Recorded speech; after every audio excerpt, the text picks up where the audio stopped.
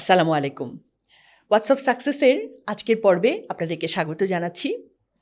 বেশ অনেকদিন পরে আসলে আজকে একটি পর্ব নিয়ে আপনাদের সামনে এলাম।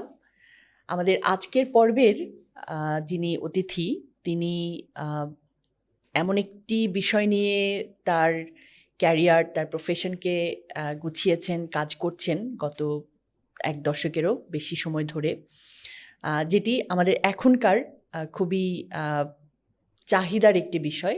সেটা হচ্ছে renewable energy.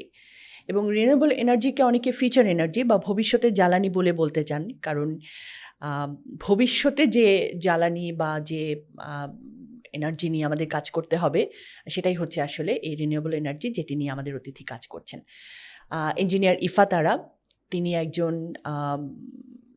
Renewable energy engineer এবং এই ক্ষেত্রে কানাডা টরন্টোতে তিনি কাজ করছেন এবং ইন্টারন্যাশনাল অ্যারেনাতে যারা রিনিউয়েবল এনার্জি নিয়ে কাজ করছে সেরকম খ্যাতনামা কোম্পানিগুলোর সঙ্গে তার রয়েছে এই দীর্ঘ বছরে কাজ করার অভিজ্ঞতা।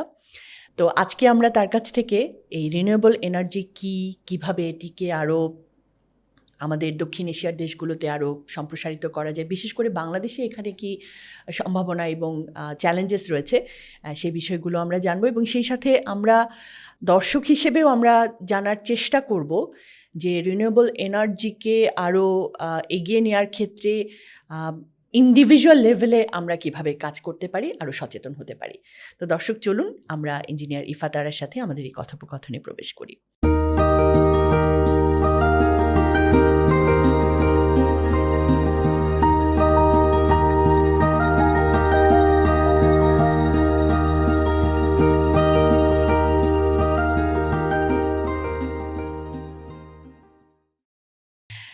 কেমন আছেন? বেশ ভালো আছি। আপনি তো খুব অল্প সময়ের জন্য এসছেন এবং অনেক রকম পেশাগত কাজ, সাংগঠনিক ব্যস্ততা, এই সব কিছুর মধ্যেও আপনি আসলে আমাদেরকে যে সময় দিয়েছেন, এটার জন্য আমরা খুবই কৃতজ্ঞ এবং ধন্যবাদ জানাচ্ছি আপনাকে। আপনাদেরকেও অনেক ধন্যবাদ যে আমাকে আজকে এখানে আমন্ত্রণ জানানো এবং কথা বলার সুযোগ করে দেওয়ার জন্য। জি। তো ইফাত, আমরা যদি প্রথমে একটা বিষয় আপনার কাছ থেকে জানতে চাই যে আজকের এই পুরো কথোপকথনটি, পডকাস্টের এই পুরো আলোচনার মধ্য দিয়ে একজন দর্শক বা শ্রোতা আসলে তিনি কি জানবেন, মানে কি নতুন কিছু তার জানার ভাণ্ডারে যুক্ত হবে, সেটা যদি একটু আপনি বলেন। এখন আমাদের শুধু বাংলাদেশ নয়, সারা পৃথিবীর সবগুলো দেশেই মনে হয় একটা বড় চ্যালেঞ্জের মধ্যে দিয়ে সবাই যাচ্ছে, যে তাদের এনার্জি সোর্স, যেটা নর্থ আমেরিকাতে এটা বলে গ্যাসোলিন, এখানে হয়তো বলে অকটেন বা ডিজেল, অর্থাৎ তেল, ফসিল ফুয়েল যেটা, সেটার একটা ক্রাইসিস চলছে। বৈষয়িক কারণে যে একটা পরিস্থিতি তৈরি হয়েছে, সেটার জন্য আমরা দেখেছি দীর্ঘ পাম্প স্টেশনের সামনে লাইন পড়ে আছে। নর্থ আমেরিকাতে এখনও এই ক্রাইসিসটা না হলেও দাম একেবারে ঊর্ধ্বমুখী। অস্ট্রেলিয়াতে, ইউরোপে সবখানে অ্যাটলিস্ট দামের দিক থেকে এত চড়া এই এখনকার এনার্জি যে সোর্সটা। তো এটা স্বাভাবিকভাবেই সবারই আমাদের একটা উদ্যোগের কারণ হচ্ছে, সবাই এটা নিয়ে চিন্তিত, সবাই এটা নিয়ে পেরেশান। এবং এখনই যদি এই পরিস্থিতি হয়, তাহলে আমাদের ভবিষ্যৎ সময়ের জন্য কি হবে, আমরা যে কদিন বেঁচে আছি বা আমাদের পরের প্রজন্মের জন্য এটা আমরা কি অবস্থা তৈরি হচ্ছে। তো এই যে এখনকার যে ক্রাইসিসটা, সেই ক্রাইসিসটা বর্তমানের জন্য একটা বাস্তবতা, কিন্তু এর ভবিষ্যতে এর কি সমাধান রয়েছে, এখান থেকে আমরা কিভাবে এটা রিকভার করতে পারি, বা এর আমাদের অল্টারনেট অপশানগুলো কি, আজকে পডকাস্ট থেকে হয়তো আমরা সেই বিষয়টাই ভালোভাবে আরেকটু জানতে পারবো। জি। তো আপনি যদি এখন একটু আমাদেরকে ধারণা দেন যে আসলে রিনিউয়েবল এনার্জি কি, যদিও আমি বলছিলাম যে এটাকে আসলে ভবিষ্যতের জ্বালানি বলতেই আমি বেশি পছন্দ করি, এটা সম্পর্কে যদি একটু ধারণা দেন। আপনি একদমই ঠিক বলেছেন। এটা আসলে রিনিউয়েবল এনার্জিটা আমাদের এনার্জি সেক্টরে এটাকে আমরা বলি ফিউচার এনার্জি, এবং এই ফিউচার এনার্জির মধ্যে পড়েছে রিনিউয়েবল এনার্জি সেক্টরের যে এনার্জিগুলো প্রকৃতিতে পাওয়া যায়, যার সোর্সটা প্রকৃতিতে, কিন্তু এর উৎসটা ক্ষয় হয়ে যায় না, অর্থাৎ এটা রিনিউ হতে থাকে। যেমন আমরা অন্য যে এনার্জি সোর্সগুলো যেগুলো প্রকৃতিতে পাওয়া যায়, যেমন কোল বা ফসিল ফুয়েল, এগুলো প্রকৃতিতে পাওয়া গেলেও এটা যেখান থেকে আমরা তুলছি সেটা শেষ হয়ে যাচ্ছে একসময়। কিন্তু রিনিউয়েবল এনার্জি সেগুলো, এবং হতে লক্ষ কোটি বছর লাগছে। জি, যেটা আবার ফসিল তৈরি ফুয়েলের হতে কথা বলছি। আবার তৈরি জি, হতে সেটা সময় লাগছে। জি। কিন্তু রিনিউয়েবল এনার্জি সোর্স সেগুলোই যেগুলোর সোর্সটা আমরা শেষ করে দিচ্ছি না এবং এটা আমরা একটা কন্টিনিউয়াস প্রসেসের মধ্য দিয়ে এটা ব্যবহার করে যেতে পারছি। তো তাহলে আসে সূর্য থেকে যে তাপ, সেই সোলার এনার্জি বা উইন্ড এনার্জি, এটাকে বলে বায়ো এনার্জি বা বায়োগ্যাস থেকে যে এনার্জি তৈরি হয় সেটা, অথবা হাইড্রো, পানিতে হুম। প্রবাহের মাধ্যমে যেটা যে তৈরি করা হয় সেটা, অথবা হাইড্রোজেন পানিকে ভেঙে হাইড্রোজেন তৈরি করে হাইড্রোজেনও একটা এনার্জি হিসেবে এটা ব্যবহার করা যেতে পারে। অর্থাৎ যে এনার্জিগুলো সোর্সটা শেষ না করে আমরা কন্টিনিউয়াস প্রসেসের মধ্যে ব্যবহার করে যেতে পারি, সেটা হচ্ছে রিনিউয়েবল এনার্জি। আচ্ছা, একটা পরিপূরক প্রশ্ন আমি করতে চাইছি, সেটা জি। হলো যে এই মুহূর্তে ফসিল ফুয়েল বা গত 50 বছর ধরে ফসিল ফুয়েলকে যেভাবে আমরা আমাদের প্রয়োজনের কাজে লাগাচ্ছি, একটা হাইপোথেটিক্যাল সিচুয়েশন যদি বলি যে যখন আমাদের সমস্ত ফসিল ফুয়েল ডিপ্লিটেড হয়ে গিয়েছে আর আমরা কোথাও পাচ্ছি না, যে রিনিউয়েবল এনার্জির কথা বলছেন সেটা দিয়ে কি আমাদের এই প্রয়োজনগুলোকে ফুলি মিট আপ করা সম্ভব? হ্যাঁ, টেকনোলজির দিক থেকে কম্বাইন্ডলি এখনকার বর্তমান অবস্থায় মাত্র 16-20% আসছে হচ্ছে রিনিউয়েবল এনার্জি থেকে। সো এই গ্যাপটা অনেক হিউজ। কিন্তু টেকনোলজির অ্যাডভান্সমেন্ট, এটার অ্যাপ্লিকেশন এবং এটার লোকালাইজড যে কাস্টমাইজেশন, সেটার মাধ্যমে রিনিউয়েবল এনার্জিটাই আসলে ফিউচারের মেইন সোর্স অফ এনার্জি হতে পারে। আচ্ছা, তাহলে মানে এই যে আপনি বলেন যে 16-20, এটার কারণ কি শুধুই টেকনোলজিক্যাল অ্যাডভান্সমেন্টের অভাব নাকি? না, অ্যাকসেপ্টেন্স এবং পলিসিগুলো কিন্তু বেশ এটা বড় একটা ভূমিকা করে। রাখে। যেমন যে ফসিল ফুয়েল থেকে যেভাবে এনার্জিগুলো আসছে, সেটা তো একটা সিস্টেম দাঁড়িয়ে গিয়েছে। সেটা ওই অঞ্চলে, দেশে, রিজিয়নে একটা একটা পলিসি আছে যে এটা কিভাবে ব্যবহার করবে। সো রিনিউয়েবল এনার্জির যে সোর্সগুলো ঠিক আছে, টেকনোলজি ঠিক আছে, কিন্তু সেটাকে কিভাবে মাস লেভেলে ইমপ্লিমেন্টেড হবে সেটার রিলেটেড যে পলিসিগুলো, সেটার অভাব রয়েছে। সেটা এটার জন্য যে মানে মানুষের মধ্যে অ্যাওয়ারনেস তৈরি করতে হবে, সেটার অভাব আছে। এবং একটা জিনিস সাস্টেন করার জন্য সেটার যে কোনো টেকনোলজিকে কাস্টমাইজড হতে হয় লোকাল সোর্সের জন্য, লোকালাইজড যে রিকোয়ারমেন্ট সেটার জন্য। সেই জিনিসগুলোর অভাবেও এই যে গ্যাপ যেটা হচ্ছে, যে রিনিউয়েবল এনার্জিটা মাত্র 20 ম্যাক্সিমাম হয়তো 25% অনেক দেশের ক্ষেত্রে। তাও আপনি বলছেন খুবই অ্যাডভান্সড মানে ডেভেলপড কান্ট্রিগুলোর কথা বলছেন বোধহয়। রিনিউয়েবল এনার্জিতে জার্মানি, ইউরোপের বিভিন্ন দেশ, জার্মানি লিড করছে, নরওয়ে, নেদারল্যান্ডস, তারা অনেক রিনিউয়েবল এনার্জি দিয়ে অলমোস্ট 45-50% তাদের এনার্জি সোর্সের একটা অংশ পূরণ করছে। হ্যাঁ, কিন্তু যে কোনো ডেভেলপিং কান্ট্রিগুলোতে এই রিনিউয়েবল এনার্জির প্রয়োগটা এবং ব্যবহারটা এখনো অনেক কম। আচ্ছা, আমরা অবশ্য এটার আরেকটু ডিটেলসে ঢুকবো, বাট আমি একটু এই পর্যায়ে যদি হালকা করে একটু জানতে চাই যে এই যে রিনিউয়েবলস এনার্জির যে সোর্স, যে ন্যাচারাল রিসোর্সেসগুলো, এটা কোন দেশে বা কোন লোকালিটিতে কতটা বেশি আছে বা কম আছে, বেশি আছে, এর সাথে কি ভ্যারি করে? মানে আমি বলতে চাইছি যে ধরুন বাংলাদেশ, এটা নিয়ে হয়তো একটা আছে যে আচ্ছা আমাদের এখানে কি এত উইন্ড আছে বা এত মানে সানলাইট আছে যে আমরা সোলার এনার্জি বা উইন্ডটাকে আমরা কাজে, মানে এরকম কোনো ব্যাপার কি আছে? জি, অ্যাপ্লিকেশন অনুযায়ী বা লোকাল যে সোর্সেস অনুযায়ী এটা ভ্যারি করে। যেমন ধরুন বাংলাদেশের কথা, সানের কথা বলে, বাংলাদেশে একটা পর্যাপ্ত পরিমাণে সূর্য থাকে, কিন্তু এই যে টেকনোলজিটার অ্যাপ্লিকেশনটাও এই জন্য বাংলাদেশে সোলার এনার্জি ধীরে ধীরে বাড়ছে। এটার অ্যাপ্লিকেশন বাড়ছে, এটা রিলেটেড পলিসিগুলো ইতিমধ্যেই মার্কেটে আসছে এবং অনেক ভেন্ডর, অনেক সাপ্লায়ার এটার সাথে উদ্বুদ্ধ হচ্ছে। কিন্তু এখানে এই আরেকটা জিনিস হলো যে কোনো টেকনোলজির একটা সীমাবদ্ধতা থাকে। সোলার এনার্জির সীমাবদ্ধতা হচ্ছে এখানে রাত্রেবেলা এটার কার্যক্রমটা থাকে না, অতএব এটা আমাকে একটা ব্যাটারি সিস্টেমে যেতে হবে, অর্থাৎ একটা ব্যাকআপ সিস্টেমে যেতে হবে। আবার এটার কিছু মেনটেন্যান্সের জন্য যে বেসিক কিছু, যেমন বাংলাদেশে অনেক ধুলা বেশি থাকে, তো সোলার যে প্যানেলগুলো সেগুলোকে নিয়মিতভাবে পরিষ্কার রাখতে হয়, না হলে এটার কার্যকারিতা থাকে না।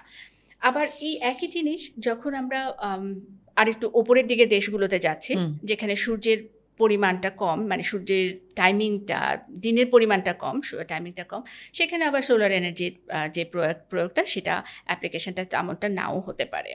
তো অতএব এটা ভ্যারি করে, রিসোর্সটা যেই এলাকায় যেরকম সেটার উপরে ভিত্তি করেই আসলে এটা অ্যাপ্লিকেশনটা থাকে। ডেফিনেটলি।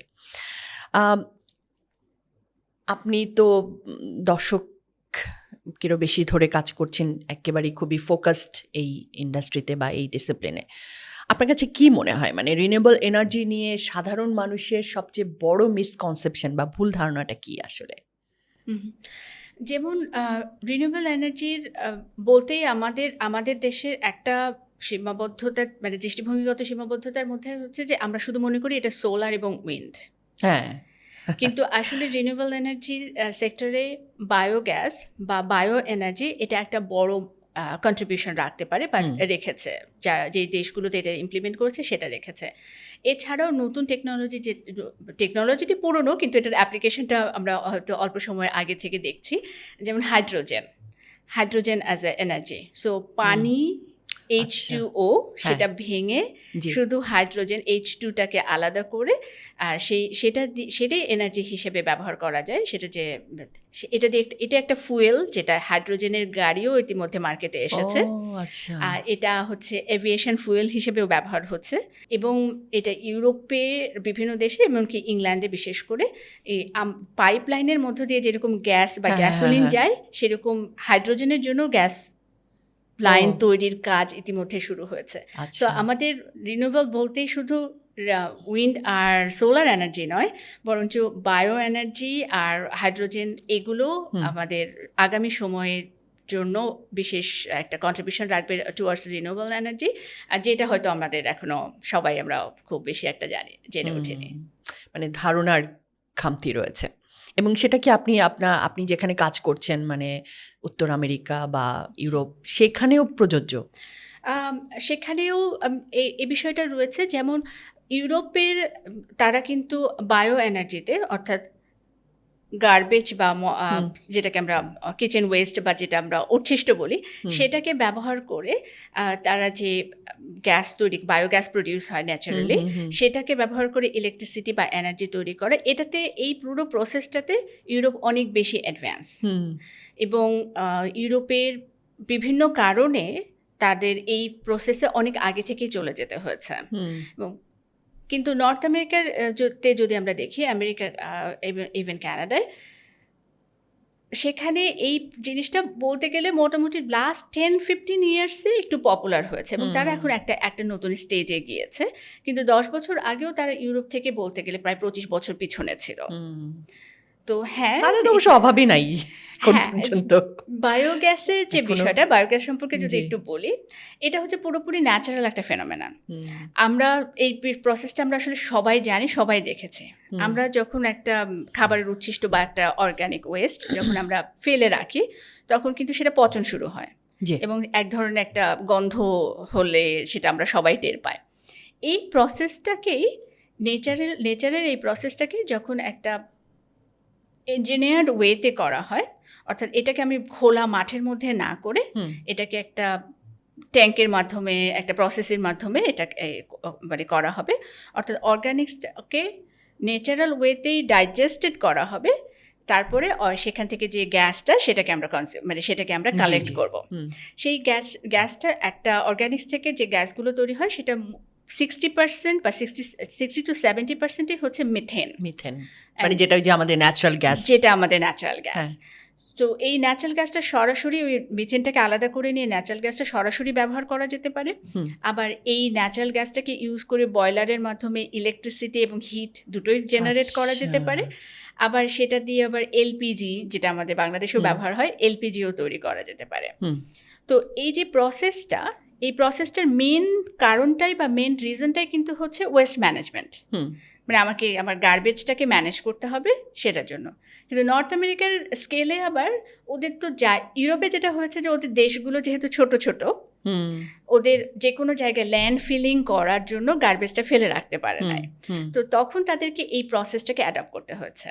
নেদারল্যান্ডস, জার্মানি, তারা তারা এই বায়োগ্যাসে অনেক অ্যাডভান্স, অ্যানারোবিক ডাইজেশনে অনেক অ্যাডভান্স, কারণ হুম। হচ্ছে যে তাদের ওই চ্যালেঞ্জটা ছিল যে তারা যেহেতু যেখানে সেখানে অল্প জায়গা, অল্প ছোট্ট দেশ, এইভাবে তারা হচ্ছে যে এই প্রসেসে গিয়েছে।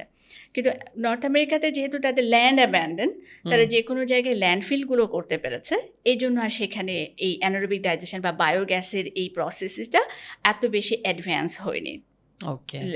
লাস্ট 20-15 ইয়ার্স থেকেও এত বেশি পপুলার ছিল না, যেটা কিনা লাস্ট 10 ইয়ার্সে তারা অনেকটা কোপ করেছে।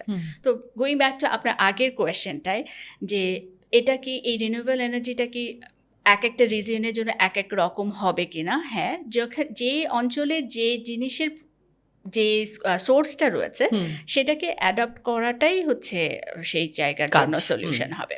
ন্যাচারালি। তো আপনি যখন প্রথম কাজ শুরু করলেন, জি। আমরা বলছিলাম যে দশক আগে, তখন এবং এখন এই দুই সময়ের মধ্যে আসলে আপনি ডেফিনেটলি মানে স্কোপ বেড়েছে, অনেক ইনভেস্টমেন্টও বেড়েছে, সব কিছুই বেড়েছে। আপনার কাছে এখন এসে কি মনে হয়, মানে সবচেয়ে ভায়াবল বা মানে খুবই মানে আপনার কাছে কোন সেক্টরটাকে সবচেয়ে প্রসপেক্টিভ মনে হয়, যে রিনিউয়েবল এনার্জির ক্ষেত্রে 10 বছর আগে যে অপরচুনিটিটা ছিল না এখন আছে, সেটা কি বলে মনে করেন আপনি? এটা হচ্ছে যে টেকনোলজিগুলো অধিকাংশই পুরনো বলতে যে আগে থেকে ছিল, কিন্তু যেহেতু এটার অ্যাপ্লিকেশন বিভিন্ন অঞ্চলে ছিল না, লাইক বিভিন্ন রিজিয়নগুলোতে ছিল না, এই জন্য ওই টেকনোলজিগুলো অনেকগুলো চ্যালেঞ্জেস ছিল। স্পেশালি যদি আমাদের বায়োগ্যাস সেক্টরের কথা বলি, আমি যেটাতে মোর এক্সপার্টিস গেইন করেছি, ইউরোপের বা জার্মান একটা কোম্পানি, তারা যে ধরনের ওয়েস্ট প্রসেস করে তাদের টেকনোলজিটা ডেভেলপ করেছে, ট্যাঙ্ক হতে পারে, সেটার মিক্সিং সিস্টেমটা হতে পারে, তাদের পাম্পগুলো হতে পারে, মানে এদের যে কম্পোনেন্টগুলো, সেটা যখন নর্থ আমেরিকায় নিয়ে যাওয়া হয়েছে, তখন তাদের স্ট্যান্ডার্ড, তাদের কোড, তাদের কিছু যে গার্বেজের ধরন, প্রক্রিয়া, সেটা ডিফারেন্ট ছিল। ইভেন তারা যেভাবে ইউরোপে যেভাবে, এটা তো ক্রপ ওয়েস্ট থেকেও এই বায়োগ্যাসটা তৈরি করা যেতে পারে, অর্থাৎ মানে শস্য। হ্যাঁ, জি। তো ইউরোপে যেভাবে প্রচুর ক্রপ কিন্তু আসলে ওয়েস্টেড হয়, খেতে হয়, এতে হয়। হ্যাঁ, ভুট্টাটুই শুধু আমরা খাই, কিন্তু ভুট্টার যে পুরো গাছটা, তারপরে তার পাতাগুলো, এটা কিন্তু একটা বড় এনার্জি সোর্স হতে পারে। বায়োগ্যাসের একটা ফিড স্টক হচ্ছে এই ক্রপ, মানে ভুট্টার যে গাছের যে অংশটুকু সেটা। ইভেন আমি ওই দিন একজনের সাথে কথা হচ্ছিল, তিনি একজন কৃষিবিদ, সরি আপনাকে একটু ইন্টারাপ্ট করলাম, মানে ভুট্টার যে ইয়েটা, মানে আপনার মানে মেইজের যে মানে কয়ের যেরকম, নারকেলের ছোবা যেরকম মানে অল্টারনেট টু সয়েল হিসেবে কাজ করে, তিনি বলছিলেন যে ভুট্টার ওই ইয়েটাও, ওইটাকেও তারা মানে সয়েলের অল্টারনেট হিসেবে ওটাতে গাছ জন্মানোর কাজে ব্যবহার করতে সক্ষম হয়েছেন। বাংলাদেশের একটা এক্সপেরিমেন্টেশনের কথা বলছেন। জি, আর এই প্রসঙ্গটাই আমরা আসছি যে এটাতে কিভাবে কাজ করে। ইউরোপে যেভাবে এই ভুট্টাটা হারভেস্ট হয় বা এই ক্রপটা হারভেস্ট হয়, নর্থ আমেরিকার হারভেস্টিং সিস্টেমটাও ডিফারেন্ট। তো প্রথম যখন জার্মান টেকনোলজি নর্থ আমেরিকায় গিয়েছে, তখন তাদেরকে কিছু অ্যাডাপ্ট করতে হয়েছে, তাদের প্রসেস, তাদের ডিজাইনে কিছু চেঞ্জ করতে হয়েছে, তাদের এলিমেন্টে কিছু চেঞ্জ করতে হয়েছে, তাদের কম্পোনেন্টে কিছু চেঞ্জ করতে হয়েছে। কিন্তু লাস্ট 10 ইয়ার্সে এই অ্যাডাপ্টেশনটা অনেকটাই বেড়েছে। যেমন নর্থ আমেরিকাতে এটার এক্সপ্যান্ড হয়েছে, সাউথ আমেরিকাতে এক্সপ্যান্ড হয়েছে, সাউথ এশিয়াতে এক্সপ্যান্ড হচ্ছে, ইন্ডিয়াতে ম্যাসিভলি এটা গ্রো করছে, ইস্ট এশিয়াতে এটা গ্রো করছে। সো এটা বলতে গেলে যে R&D বলে যে আমরা সব কিছুরই যে বলি একটা রিসার্চ অ্যান্ড ডেভেলপমেন্টের একটা টাইমিং থাকে, এই টাইমিংটা কিন্তু লাস্ট 10-15 ইয়ার্সের মধ্যে হয়েছে বা হচ্ছে। সো এই জন্য আমি বলবো যে 10 বছর আগে জানা সুযোগ ছিল, এখন এই সুযোগটা অনেক বেশি ইমপ্লিমেন্ট হওয়ার। সো আগে মানুষের কাছে শুধু জানা ছিল যে এটা করা যেতে পারে, কিন্তু অ্যাপ্লিকেশনটার যে চ্যালেঞ্জেসগুলো সেগুলো এখন অনেকটাই এখন জানা গিয়েছে যে হ্যাঁ এই প্রবলেম হতে পারে, অথবা এটার সলিউশন হচ্ছে এই জিনিসটা। সো 10 বছরের চিত্রটার পরিবর্তনটা হচ্ছে এখানেই দেখছেন ডেফিনেটলি। এবং আসলে সময় তো এসেও গেছে, যেমন এখন যে ক্রাইসিসটাতে আমরা পড়েছি, হতে পারে এটা একটা ম্যানমেড ক্রাইসিস, কিন্তু আম, এই সময়টা তো আসলে কখনো না কখনো আসতোই বা আসবেই, সেটার জন্য প্রস্তুতি থাকা। এখন আমি যদি একটু জানতে চাই যে বাংলাদেশ সহ আমাদের দক্ষিণ এশিয়ার যে দেশগুলো আছে, এখানে যে রিনিউয়েবল এনার্জির ইউসেজ বা এটা নিয়ে রিসার্চ বা অ্যাপ্লিকেশন, এটা যে আসলে তেমনভাবে ছড়ায়নি, সম্প্রসারিত হয়নি, এটার কারণটা কি আসলে আপনি কি বলবেন? এটার মূলত দুটো কারণে, যে কনভেনশনাল যে এনার্জি সোর্সগুলোর প্রিডমিনেন্ট একটা অ্যাপ্লিকেশন ছিল, জি। সেটা একটা বড়, যে আমরা যে জানতামই যে ইলেকট্রিসিটি হচ্ছে কোল থেকে তৈরি হবে, অথবা আমরা ধরে নিয়েছি গ্যাস চলবে, গ্যাস চলবে হচ্ছে তেলে। হুম তো এটার যে অল্টারনেট যে অপশানগুলো, সেটা তখন আমাদের কাছে ততটা ছিল না। এখন গাড়ি অহরহ ইলেকট্রিক কার হুম এসেছে, হাইব্রিড কার এসেছে, হাইড্রোজেন কার আসছে। সো অল্টারনেট ইউজেসগুলো এখন অনেক বেশি। অ্যাপ্লিকেশনটা বাড়ার জন্য এই রিনিউয়েবল এনার্জি আমাদের এই সাউথ এশিয়াতেও বা এশিয়াতেও এটার যে অ্যাপ্লিকেশন, মানে এটা হুম অ্যাডাপ্ট করার যে প্রসেসটা, আর সেই প্রসেসটাও ইজি হয়েছে, বা প্রয়োজনীয়তাটা এখন না, কিন্তু এখনো তো মূলধারায় আমরা দেখছি না সেভাবে, বা আম, মানে হয়তো যা হচ্ছে সেটাকে আমরা কাইন্ড অফ একটা এক্সপেরিমেন্টাল সেক্টরই বলি, যে তাই না? মানে এটার কারণটা কি? মানে এটা কি, মানে এগুলো কি অনেক এক্সপেন্সিভ, সেটা কি সমস্যা, নাকি মানুষের সচেতনতার সমস্যা? ক্যাপিটাল তো অবশ্যই একটা রিজন আছে, কারণ আছে। তবে ওই যে যেটা বলছিলাম, যে আমাদের আগে অ্যাপ্লিকেশনটা ছিল না, যে যেমন হচ্ছে যে আগে তো সবই তেলের গাড়ি ছিল, তো শুধুমাত্র হুম তেল দিয়ে মানে তেলের হুম উৎসটাই আমাদের প্রয়োজন হুম ছিল। হুম হুম আর এখন যেমন ইলেকট্রিক কার আসছে, বা ইলেকট্রিসিটি হাইব্রিড দিয়ে কার এসছে। হাইব্রিড কার এসছে। এখন তো ঢাকা শহরের অনেক রিকশাই হচ্ছে ব্যাটারি চালিত হুম একটা ইঞ্জিন দিয়ে, ভেহিকল, মানে জি। ভেহিকেল হয়ে গিয়েছে। হুম সো এগুলোর জন্য এখন আমাদের তেলের সাপ্লাই যেটা, হুম সেটা না হয়ে ইলেকট্রিসিটির সাপ্লাইটার দিকে আমাদের প্রয়োজনটা বেড়েছে। মানে আগে যেটা এখানে এই হুম জিনিসটা আসেনি, কারণ এটার প্রয়োজন অ্যাপ্লিকেশনটাই ছিল না। আচ্ছা। এটা একটা কারণে। হুম আর যেহেতু এটার অ্যাপ্লিকেশনটা এখানে ছিল না, এ কারণে যে টেকনোলজিগুলো অ্যাভেলেবলও ছিল, সেগুলোকে এখানটায় নিয়ে আসলে এটা একটা এক্সপেন্সটা অনেক বেশি থাকতো। হুম এক্সপেন্সটা বেশি থাকতো এই কারণে যে হয়তো আমাকে একটার জন্য নিয়ে আসতে হচ্ছে, স্কেলিং যেটাকে বলে। হুম সেটার আমাদের ROI বলে, রিটার্ন অন ইনভেস্টমেন্ট, ইনভেস্টমেন্ট, ইয়া। এই জিনিসটা তখন কাজ করতো না। কারণ হচ্ছে যে অনেক অনেক ক্ষেত্রে এগুলো তৈরি করতে হয় মাস স্কেলে, হুম যে একটা সার্টেন সাইজের না হলে যে পরিমাণ বায়োগ্যাস তৈরি হবে, সেটা সেটা কার্যকরী হবে না, মানে সেটা is not enough to make money. হুম তো এই কারণেই তখন এই ক্যাপিটালটা মেক সেন্স করতো না, যে এটা মনে হতো হুম অনেক বেশি এক্সপেন্সিভ। আর এটা আমি বলবো যে মোটামুটি 50% রিজনই এটা ছিল, যে এটার প্রয়োজনীয়তা ছিল না বলে এটা আসেনি। হুম আর আর এর সাথে রিলেটেড হলো, প্রয়োজনীয়তা ছিল না বলে এটা সম্পর্কে আমাদের সচেতনতাও ছিল না। যেমন এখন আমরা সবসময় বলি যে যেখানে সেখানে ময়লা ফেলা যাবে না। এখন আমরা সবসময় এটা সচেতন হয়েছি যে আচ্ছা ঠিক আছে, ময়লা ফেলার জন্য একটা নির্দিষ্ট জায়গা আমি করে সেখানে ফেললাম, হুম কিন্তু ইটস নট এনাফ, যে ওই জায়গাটা একসময় শেষ হয়ে যাবে। হুম ওখান থেকেও হচ্ছে মিথেনের মতো যে গ্যাসগুলো এনভায়রনমেন্টে ছড়িয়ে পড়ছে, সেটা এনভায়রনমেন্টকে দূষিত করছে।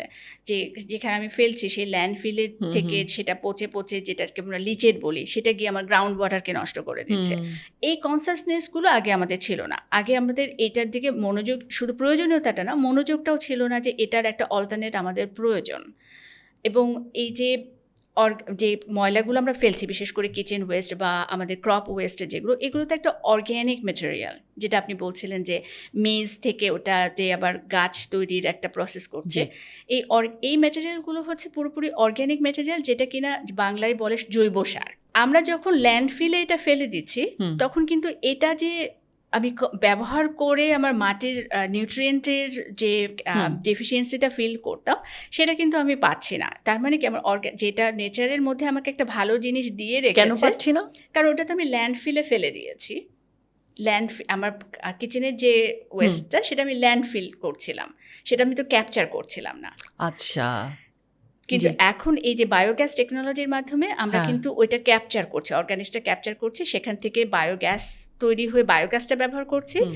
আর যেটা সলিড অংশ থেকে যাচ্ছে সেটাই কিন্তু আমাদের ওই জৈব সার বা সয়েল যে নিউট্রিয়েন্ট এর মধ্যে সয়েলের জন্য যে নিউট্রিয়েন্টগুলো লাগে সেটা ওটার মধ্যে থাকে। সো অ্যাকচুয়ালি এটা কিন্তু সয়েলে আমরা মানে ফসল ফলানোর জন্য যে না সার ব্যবহার করি, নাইট্রোজেন, সালফার, যেগুলো এগুলোর অল্টারনেট হিসেবে কাজে লাগতে পারে।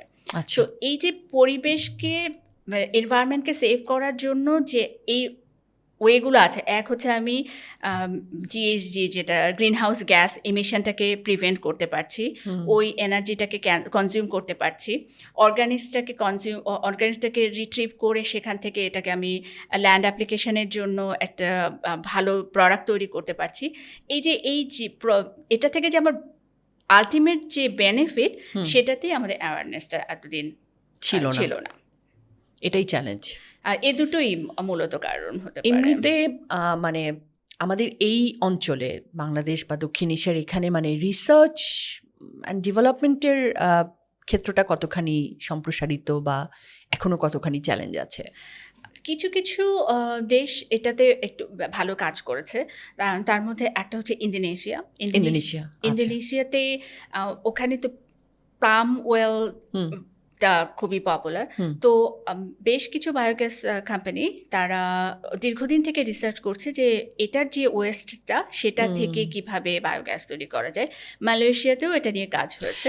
ইন্দোনেশিয়ার কথা বললেন, আমি আমার একটা মানে জাস্ট একটা অবজারভেশন বলি। আমি যে একবারই আমার যাওয়া হয়েছে ইন্দোনেশিয়াতে, আমি ওখানে দেখেছি ওখানকার মানে সিভিলিয়ানদের মানে সিভিক্স মানে এই ওয়েস্ট ম্যানেজমেন্টের সিভিক সেন্সটা সাংঘাতিক। আমি ইন্দোনেশিয়ার যে মানে সবচেয়ে বড় একটা মসজিদ আছে, তো দেখছিলাম যে ওখানে ছোট ছোট ছোট ছোট ফ্যামিলি তারা মানে নামাজ পড়তে এসছে বা নামাজের আগে পরে তারা খানিকটা সময় ওখানে অপেক্ষাও করছে। তো আমরা দেখছিলাম যে যতগুলো গ্রুপ আছে ওখানে সবাই মানে কোনো না কোনোভাবে মানে পুটুলি নিয়ে এসছে। মানে তারা হয়তো কিছু একটা খাচ্ছে, কলা খাচ্ছে বা কোনো একটা মানে খাবার খাচ্ছে, সেই খাবারগুলো খেয়ে ওয়েস্টগুলোকে তারা মানে প্রত্যেকে ওই ইসের মধ্যে করলো, মানে কালেক্ট করলো এবং খুব সুন্দরভাবে ওটা। এবং এই জিনিসটা আমি মানে পুরো মানে ইন্দোনেশিয়ার সবগুলো শহরেই আমি লক্ষ্য করেছি। তো তখন আমার কাছে মনে হচ্ছিল যে আসলে আমরা বেশ রিলেটেড, মানে একই রকম মানে কালচার বলি বা অনেকগুলো জিনিসে মিল আছে, জনসংখ্যার দেশ, সব কিছু মিলে আমার কাছে মনে হয়েছিল যে এই অ্যাওয়ারনেসটা যদি আমাদের মানুষের মধ্যেও করা যেত তাহলেও আমরা এক তো হচ্ছে যে পরিবেশের এটা শোভাবর্ধনের জন্য এটা একটা ভালো হতো, এবং প্লাস হলো এই ওয়েস্ট ম্যানেজমেন্টের এফিসিয়েন্সিটাকে অনেক বাড়ানো যেত, এটা আমার কাছে মনে হয়েছে। জি, এই যে তারা ফলের চোকা বা বাদামের চোকাগুলোকে কালেক্ট করছে, এটাই আমি বলছিলাম যে অর্গানিক্সটাকে সেপারেট করছে। জি। এবং এই অর্গানিক্সটাই ক্যাপচারের মাধ্যমে সেটা থেকেই বায়োগ্যাস তৈরি হচ্ছে। এবং এটার যে সলিড অংশটা সেটাই তখন ল্যান্ড অ্যাপ্লিকেশনের জন্য একটা জৈব সার মানে ফার্টিলাইজার হিসেবে এটা ব্যবহার করা যাচ্ছে। সো এই প্র্যাকটিসটা কিন্তু এই যে ইন্দোনেশিয়ার কথা যেটা বললেন, এটা নর্থ আমেরিকা, ইউরোপ মানে যে দেশগুলো মোটামুটি সভ্যতার মানে সভ্য বলে বা উন্নত দেশ বলে, তাদের কিন্তু ফার্স্ট স্টেপ হচ্ছে ওয়েস্ট ম্যানেজমেন্টের যে অর্গানিক্সটাকে আলাদা করে ক্যাপচার করা। আপনি বলছিলেন যে এশিয়ার কিছু কিছু দেশ বেশ ভালোই অগ্রসর হয়েছে, তার মধ্যে আপনি যদি কয়েকটা দেশের কথা বলতেন। যেমন আমরা ইন্দোনেশিয়ার কথা বললাম, মালয়েশিয়া এবং ভিয়েতনামও বোধহয় বেশ তারাও রিনিউয়েবলের দিকে চেষ্টা করছে বলতে তাদের রিসেন্ট কিছু ইনভেস্টমেন্ট আর গভর্নমেন্ট ইনসেন্টিভও রয়েছে রিনিউয়েবল এনার্জিতে, বায়োসেক্টরে। আর তবে যে গ্রোথটা আমরা বেশি লক্ষ্য করছি সেটা হচ্ছে ইন্ডিয়ার। আচ্ছা, ইন্ডিয়ার এখন পর্যন্ত ইভেন আমি যে কোম্পানিতে কাজ করছি আমাদের 4টা প্ল্যান্ট অলরেডি ইনস্টল হয়েছে। আর সেখানে মূলত তারা এগ্রিকালচার ওয়েস্ট থেকে এই বায়োগ্যাস তৈরি করার দিকে এটাতে বেশি যাচ্ছে। এগ্রিকালচার ওয়েস্টটা কি? এগ্রিকালচার ওয়েস্ট হচ্ছে যে ক্রপ রেসিডিউ, যেটা যেমন বেরেলি উত্তরপ্রদেশের একটা প্ল্যান্ট আমাদের কোম্পানি, সেটার মেইন ইনগ্রিডিয়েন্টটা হচ্ছে যে সুগার কেনের যে রেসিডিউ, সেই রেসিডিউটা, আচ্ছা সুগার কেনের রেসিডিউ থেকে তারা হ্যাঁ এটা তৈরি করছে। সুগার বিট মানে এক ধরনের শস্য যে, আচ্ছা সেটা থেকে বায়োগ্যাস তৈরি হচ্ছে। তো ওইখানে এগ্রিকালচারাল ওয়েস্ট থেকে বায়োগ্যাস তৈরি করার প্রসেসের দিকে তারা লাস্ট 4-5 ইয়ার্সে ব্যাপক তারা ইনভেস্ট করেছে এবং এটাতে অলরেডি অপারেশনে গিয়েছে, এরকম প্ল্যান্ট আছে। এবং তাদের একটা ম্যান্ডেটও আছে, গভর্নমেন্ট একটা ম্যান্ডেট আছে যে তাদের সার্টেন পার্সেন্টেজ তারা রিনিউয়েবলে যাবে বাই 2030।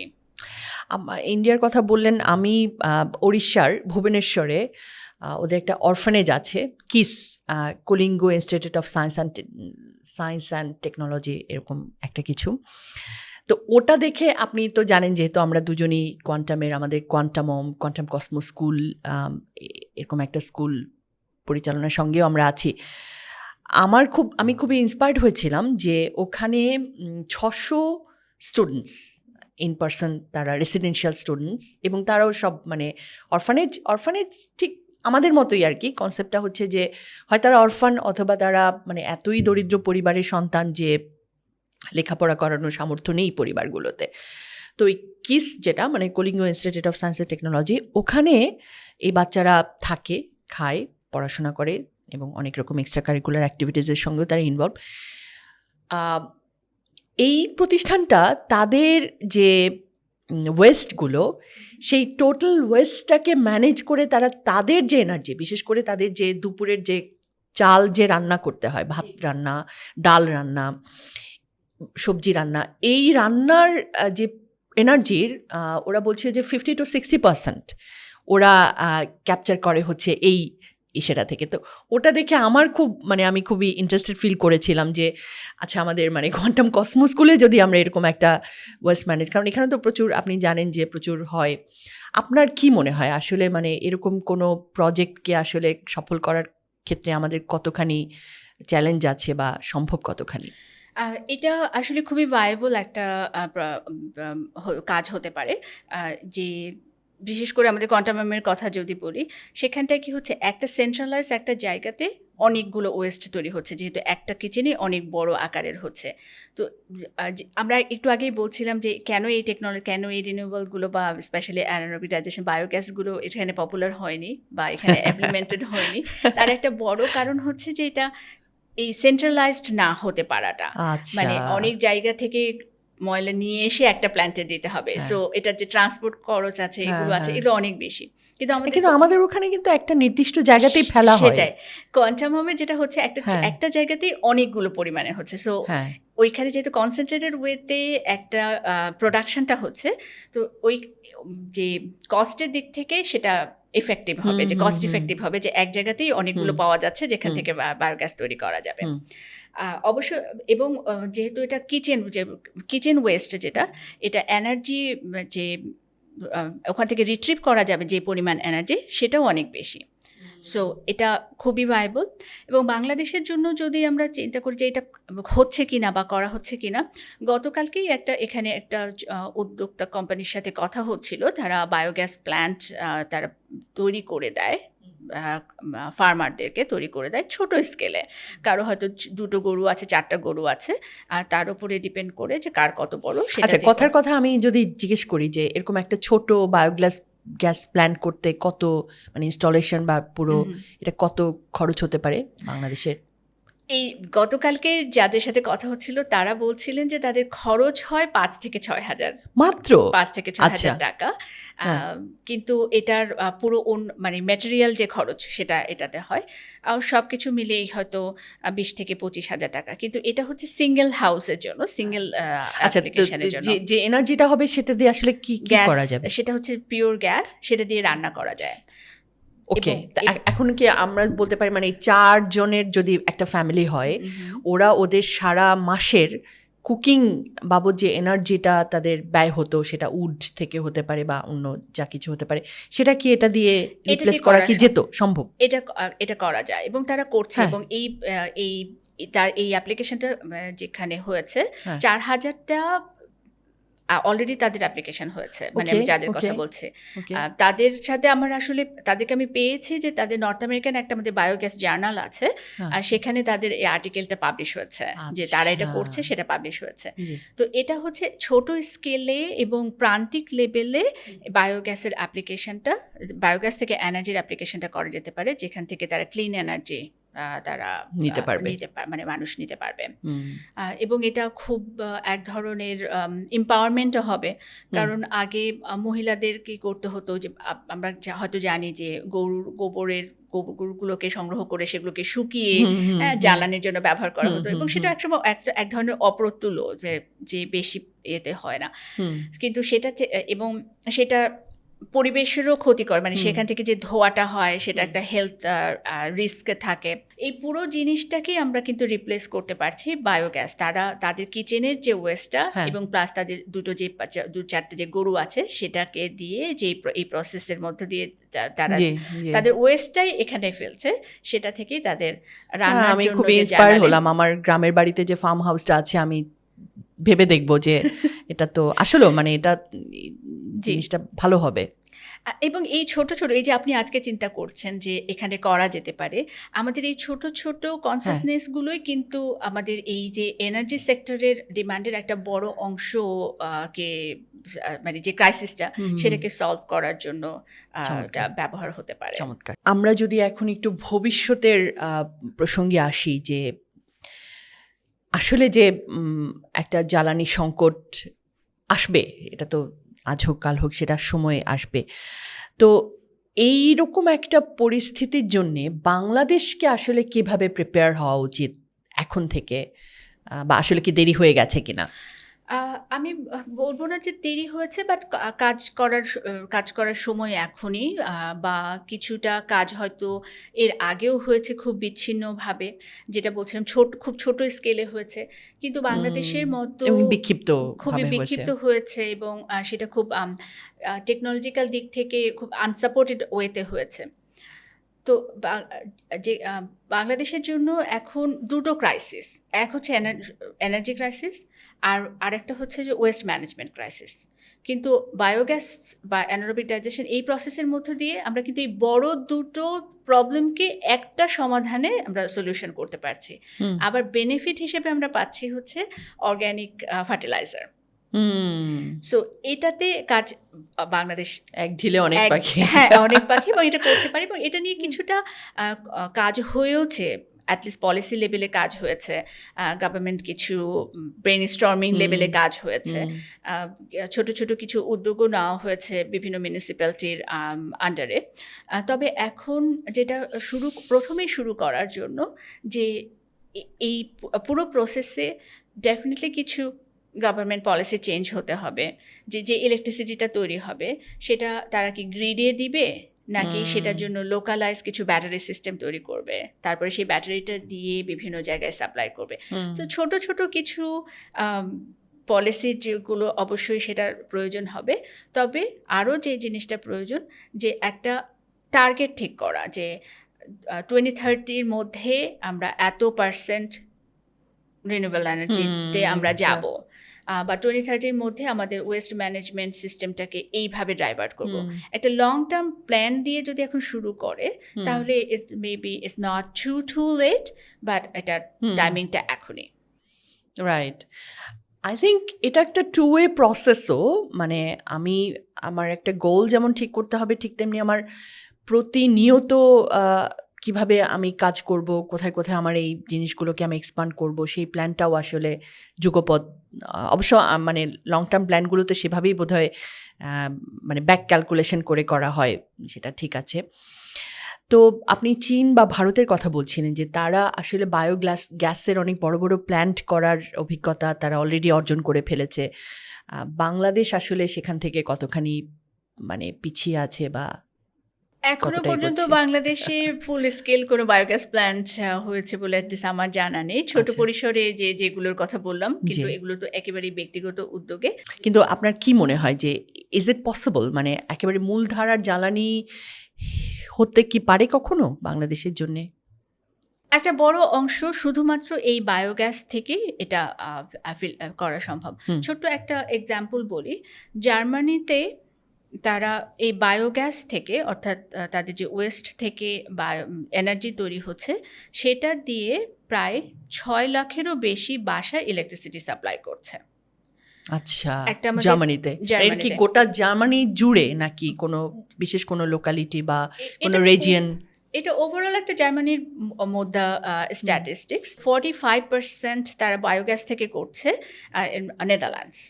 ওকে, দুটোই আছে, মানে এখানে পার ক্যাপিটা আমাদের ওয়েস্ট যে প্রোডাকশনটাও যেহেতু বেশি, অতএব এখান থেকে আমরা যে বায়োগ্যাসটা প্রডিউস করতে পারবো সেটাও হচ্ছে অনেক বেশি থাকবে, এবং সেটা দিয়েও যে আমাদের কনজিউম মানে আমাদের যে সাপ্লাই দেওয়ার সেই পরিমাণটাও আমাদের তখন বেশি থাকবে।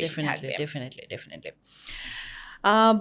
আমরা তরুণদের কথা জানি যে আমরা গ্রেটা থুনবার্গকে দেখেছি, এবং এখনকার তরুণরা, কিশোররা অনেক বেশি পরিবেশ সচেতন। আমরা একটু তারুণ্য থেকে এগিয়ে গেছি, বাট আমার নিজেকেও আমি খুবই একজন পরিবেশ সচেতন মানুষ বলে মনে করি। এবং একটা টার্ম আছে, আপনি জানেন, যে ইকো অ্যাংজাইটি। তো আপনার কাছে কি মনে হয়, আপনি যে 10 বছর ধরে কাজ করছেন একটা সেক্টরে খুব নিবিড়ভাবে, এই যে ইকো অ্যাংজাইটি দূর করতে আসলে আপনি বা আপনারা যে ধরনের কাজ করছেন এটার কতখানি আসলে ভূমিকা রাখতে পারে, মানে আসলে আপনি আশাবাদের কথা কতখানি শোনাতে পারবেন তরুণদের? এই যে ইকো এনজাইটির একটা বড় বিষয় হচ্ছে যে সাস্টেনেবল কিনা একটা বিষয়। তো এই অ্যানারোবিক ডাইজেশন বা রিনিউয়েবল এনার্জি যে বায়ো সেক্টরটার কথা বলছি, এটা হচ্ছে আমরা বলি যে ফুল সার্কুলার ইকোনমির একটা বেস্ট সলিউশন। ওকে, তো যেটা বললাম যে এই প্রসেসের মধ্য দিয়ে আমরা জিএইচজি বা গ্রিন হাউস গ্যাস এমিশন সেটা আমরা প্রিভেন্ট করতে পারছি। তাহলে আমরা গ্লোবাল ওয়ার্মিং ফাইট করতে পারছি এটার সাথে। এটার মধ্য দিয়ে আমরা অর্গ্যানিক্সটাকে ক্যাপচার করছি, তো আমাদের ন্যাচারাল ফার্টিলাইজার হচ্ছে। এটা শুধু ন্যাচারাল ফার্টিলাইজার হচ্ছে না, আমরা ন্যাচারাল ফার্টিলাইজার যত ইউজ করছি তত আমাদের যে আর্টিফিশিয়াল ফার্টিলাইজার সেটার উপর ডিপেন্ডেন্সি কমছে, এবং আমরা জানি যে এই আর্টিফিশিয়াল ফার্টিলাইজারগুলো ওয়াশ আউট হয়ে গিয়ে আমাদের রিভারগুলোকে পলিউটেড করছে, আমাদের ফিশ বা আমাদের যে অ্যাকোয়া লাইফ আছে সেগুলোকে ডিস্ট্রয় করছে। সো যত আমরা কম আর্টিফিশিয়াল ফার্টিলাইজার ব্যবহার করতে পারি সেটাই আসলে পরিবেশের জন্য ভালো। আর সাথে সাথে এটা আমাদেরকে যে এনার্জি সাপ্লাইটা দিচ্ছে সেটা হচ্ছে গ্রিন এনার্জি, অর্থাৎ সাস্টেনেবল এনার্জি। সো আসলে যারা এনভায়রনমেন্ট নিয়ে চিন্তা করেন এবং যারা মনে করেন যে শুধু এখনকার নয়, এখনকার প্রয়োজনটা আমি ফিল আউট করবো, প্লাস ভবিষ্যতের জন্য আমি আমার ভবিষ্যৎ প্রজন্মের জন্য একটা সুন্দর পরিবেশ রেখে যাব, তারা এই অ্যানারোবিক ডাইজেশন বা এই রিনিউয়েবল এনার্জির এই বায়ো সেক্টরটা এটা তাদের জন্য হচ্ছে সবচাইতে পছন্দের একটা বিষয়, যেটা আমার নিজের জন্য। যে আমি যখন এটা চিন্তা করি যে এটা কিভাবে এটা সার্কুলার ইকোনমিতে এটা কন্ট্রিবিউট করে, আর সেটা নিঃসন্দেহে আমার নিজেকেই খুব ইন্সপায়ার করে। Inspiring, definitely. ইফাত, আপনার কাছে শেষ কোয়েশ্চেন সেটা হচ্ছে যে একজন সাধারণ মানুষ হিসেবে এই যেটা বলছি যে জ্বালানি খরচ কমানোর জন্যে বা পরিবেশ রক্ষার জন্যে আমি করতে পারি বা আমার পরিবারকে নিয়ে আমি করতে পারি এমন 3টি অ্যাকশনেবল স্টেপসের পরামর্শ যদি আপনার কাছে চাই, আপনি কি বলবেন? প্রথমত যে এই এনার্জি সেক্টরটা তো একটা গ্লোবাল একটা বিষয়, এবং এটা একটা মানে জাতীয়ভাবে এটার একটা পলিসি এটা থাকে। তো হয়তো একেবারেই ব্যক্তি পর্যায়ে কিছু পরিবর্তনের মধ্য দিয়ে আমার ইলেকট্রিসিটি কস্টটা আমি এই মুহূর্তে হয়তো কমিয়ে আনতে পারছি না, বা পারাটা চ্যালেঞ্জ হবে। তারপরেও ছোট ছোট কিছু উদ্যোগ, যেমন সোলার প্যানেলগুলো, সোলার যে সিস্টেমগুলো, এগুলো কিন্তু হাউস হোল্ড বেস হতে পারে, হয় বা হচ্ছে, আমাদের দেশেও আছে। তারপরে আমরা যে বায়োগ্যাসের কথা বললাম, যে ছোট একটা কিচেনের মধ্যে এটাতে করা যেতে পারে। এই বিষয়গুলো অনেকেই যদি এটাতে এগিয়ে আসে, তাহলে এই মানে স্মল স্কেলগুলো অটোমেটিক। আমরা যে মেট্রো সিটিগুলোতে থাকি, জি, এখানেও কি মানে ইটস পসিবল? মানে এটা শুনলেই তো মনে হয় আচ্ছা বোধহয় কান্ট্রি হাউস মানে ফার্ম হাউস হতে হবে, আসলে কি তাই? জি, এই অ্যানারোবিক ডাইজেশনের যে সিস্টেমটা, এটা ফুললি ইনক্লোজ একটা সিস্টেম। আচ্ছা, এবং আমি আমি তো আমি তো টরন্টোতে, সিটি অফ টরন্টোর যে দুটো অ্যানারোবিক ডাইজেশন ফ্যাসিলিটি, এটা মিডল অফ দ্য সিটির মধ্যে, ওকে, হার্ড ওকে। কোরের সিটির মধ্যে। হ্যাঁ, এবং হ্যাঁ, শুধু হ্যাঁ। টরন্টো না, অনেক জায়গারই এই হ্যাঁ। অ্যানারোবিক ডাইজেশন প্রসেসগুলো একেবারেই সিটির মধ্যে। এবং ওকে। এটা সিটির মধ্যে না হলে তো ওইটাকে নিয়ে গিয়ে আরেকটা জায়গায় হুম, যেতে হুম, হবে, হুম, সো হুম। ওই চ্যালেঞ্জটা থেকে হুম, যায়। হুম, হুম। এবং যেহেতু এটা গ্যাসটাকে আরও কনজিউম করে, মানে আরও রিট্রিভ করতে পারে, এটা বাইরে বের হয়ে যায় না। সো এটা এয়ার পলিউশনটাকেও কিন্তু মানে এটা জি। কমিয়ে দেয়। হুম, হুম, এবং হুম। এর এর পুরো প্রসেসটাই একেবারে কন্টেন্ট একটা প্রসেস। সো হুম, ঢাকা শহরের খুব, মানে একেবারে শহরের কাছাকাছি বড় হুম। বড় অ্যানারোবিক ডাইজেশন প্ল্যান্ট তৈরি করা করা যেতে পারে। সম্ভব। চমৎকার। আর আমরা আরও নিজেদের লেভেলে যেটা হুম, করতে হুম। পারি বলছিলাম, যে প্রথমত যে আমাদের ওই সচেতনতাটা তৈরি করতে হবে যে আমরা এখন শুধু ক্রাইসিসে পড়েছি সেজন্য নয়, হুম। আমাদের একটা আসলে সাস্টেনেবল চিন্তার অংশই হচ্ছে যে আমরা যেন একটা রিনিউয়েবল সোর্সের দিকে বেশি মনোযোগী হই। যে আমরা শুধু হুম। এখন যে কনজিউম করে ফেললাম, হুম, আমাদের এই হুম। প্রজন্মটাই শুধু হুম, কনজিউম হুম। করে ফেললো, আর ভবিষ্যতের জন্য আমরা কিছুই রেখে গেলাম না, হুম, সেটা যেন না হয়। তো এই হুম। সচেতনতাটা বাড়ানো। বাড়ানো। এবং এর সাথে সাথে আমরা যখন বিশেষ করে যে বায়োগ্যাসের কথা যেটা বলছি, তো এটার যে ওয়েস্ট ম্যানেজমেন্ট সিস্টেমটা, এটা স্টার্টস উইথ আস, রাইট? হুম, আমরা নিজে যখন হচ্ছে যে এটা সঠিক প্রক্রিয়া যেটা, যে আমার যে অর্গানিজটাকে আলাদা করা, বা হচ্ছে রিসাইকেলেবলটাকে রিসাইকেল করা, এই প্রসেসের মধ্যে দিয়ে যখন আমি নিজে অভ্যস্ততা তৈরি হবে, হুম। এটা এটা জাস্ট একটা প্র্যাকটিস। কিচেনের ওয়েস্টটাকে একটা আলাদা বিনে রাখবো, বা ভেজা হুম, ওয়েস্টগুলোকে একটা হুম। আলাদা বিনে রাখবো, রিসাইকেলগুলোকে আলাদাতে রাখবো। এই প্র্যাকটিসটা কিন্তু এভরি পার্সোনাল লেভেলে আমাদেরকে করতে হবে। যখন এই প্রসেসটা যখন আমরা ইজিলি করতে পারবো, তখন এটার ইমপ্লিমেন্টেশন, অর্থাৎ যে প্ল্যান্ট লেভেলের, এটার খরচটাও কমে যাবে। মানে হুম। যখন আমাদের মিক্সড ওয়েস্ট কালেকশন হয়, মানে হুম। সবগুলো গার্বেজ যখন একসাথে একসাথে করতে হয়। হয়, ওইটাকে আবার আলাদা করার জন্য কিন্তু আরো বেশি ইনভেস্টমেন্ট লাগে, আরো ইনভেস্টমেন্ট বেশি লাগে। কস্ট লাগে। রাইট। সো সো মানে উই যত do our micro part, habit হবে তত তত আসলে ইফেক্টিভলি ওটা effectiveness-টা বাড়বে। আউটপুটটা পাওয়া যাবে। চমৎকার। তো Ifat, what are you parting words? মানে আপনি আসলে শেষ কি বলবেন দর্শকদের? আমরা এখন যে অবস্থায় আছি, যে energy crisis is not ultimate, it's এটা নিয়ে মানে চিন্তিত হওয়ার বিষয় নয়, বরঞ্চ এটা থেকে যে সলিউশনটা, সেটার দিকে আমরা মনোযোগী হব। এবং এর সলিউশনটা হচ্ছে এনভায়রনমেন্ট ফ্রেন্ডলি, এর সলিউশনটা হচ্ছে সাস্টেনেবল, এবং এর সলিউশনটা হচ্ছে at times it would be cheaper as well. যখন আমরা এটাতে সবাই আরো বেশি অভ্যস্ত হব, এবং এটা আমরা যখন দেখবো যে গ্লোবাল পিকচারটা যখন আমরা বুঝতে পারবো, হুম। সো আমরা এটা নিয়ে অ্যাওয়ারনেস বাড়ানো, এটা নিয়ে মনোযোগী হওয়া, এবং আমরা মিলেই আমাদের সমাজ মিলেই আমাদের দেশ মিলেই আমাদের সরকার। জি। সো ইটস নট যে এটা সরকারি শুধু পলিসি, এটা আমাদের নিজেদের সবারই সচেতনতা মিলেই হচ্ছে আমরা যখন একটা আমাদের দেশের জন্য, আমাদের রিজিয়নের জন্য একটা গোল টার্গেট ঠিক করে আমরা সেই হিসেবে এই প্ল্যানিংগুলো করতে পারবো, তখন technology is out there, it's just the matter of implementation. চমৎকার।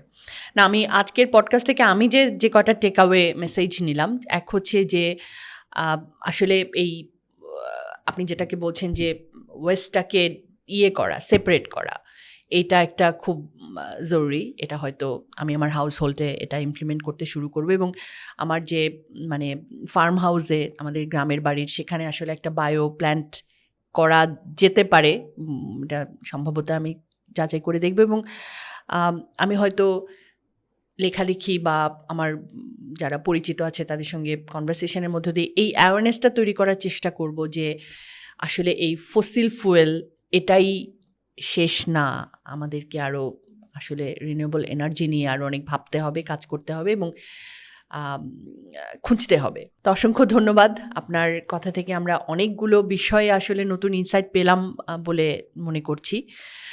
তো দর্শক, আমরা খুব আলোচনাটা খুব সমৃদ্ধ ছিল, এবং আমার মনে হয় বেশ কিছু নতুন জিনিস আমরা জেনেছি, কিছু টেকনিক্যাল জার্গনও ব্যবহার হয়েছে, কিন্তু সেগুলোকে বাদ দিলেও মূল যে বিষয়টি আমরা আজকের পডকাস্ট থেকে নিতে পারি সেটি হচ্ছে যে আসলে রিনিউয়েবল এনার্জি হচ্ছে ভবিষ্যতের এনার্জি, ভবিষ্যতের ফুয়েল, এবং যত দ্রুত আমরা এটা নিয়ে সচেতন হব, মানে আমি যদি আজকে থেকে সচেতন হতে পারি তাহলে আসলে আজকের দিনটাই এগিয়ে গেল। কারণ আমরা যত দেরি করব তত আসলে এটা থেকে আমরা শুধু পিছিয়ে পড়ব। তো আসুন আমরা সচেতন হই রিনিউয়েবল এনার্জি নিয়ে, এবং আমাদের নিজেদের পরিমণ্ডলে কোথায় কিভাবে আমরা কতটুকু ইমপ্লিমেন্ট করতে পারি সেটা নিয়ে আমাদের কাজগুলোকে আমরা শুরু করে দেই। তো ধন্যবাদ সবাইকে, ভালো থাকবেন। আবারও দেখা হবে আপনাদের সঙ্গে এই ওয়াটস অফ সাকসেসের আরও কোনো পর্বে। আসসালামু আলাইকুম।